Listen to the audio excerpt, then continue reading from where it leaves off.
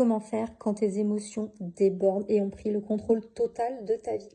Alors déjà, pose-toi la question, pourquoi ça déborde? Ça, c'est une très bonne question.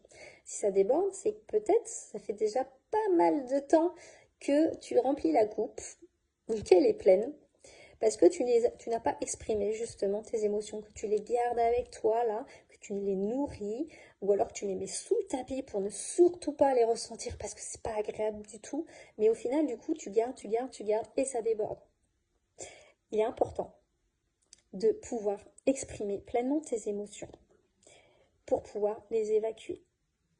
C'est comme ça que ça fonctionne. Et c'est ce que j'apprends du coup aux personnes que j'aide dans mes accompagnements, c'est de pouvoir évacuer d'une manière ou d'une autre. Il y a plein de façons. Moi, je donne des outils, des conseils, mais après, chacun peut trouver sa propre méthode pour évacuer justement le trop-plein, mais avant que ça soit trop plein.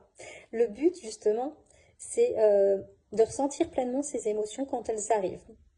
De se dire, ok, là, ça monte. Pourquoi?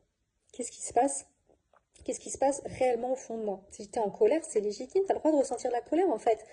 Mais pourquoi? Pourquoi elle est là? Ça te montre en fait, les émotions te parlent. Elles te montrent quelque chose qui ne va pas. Donc pose-toi juste les bonnes questions et évacue. Évacue d'une manière ou d'une autre cette émotion-là tout de suite pour éviter justement les débordements au bout d'un moment quand la coupe est pleine.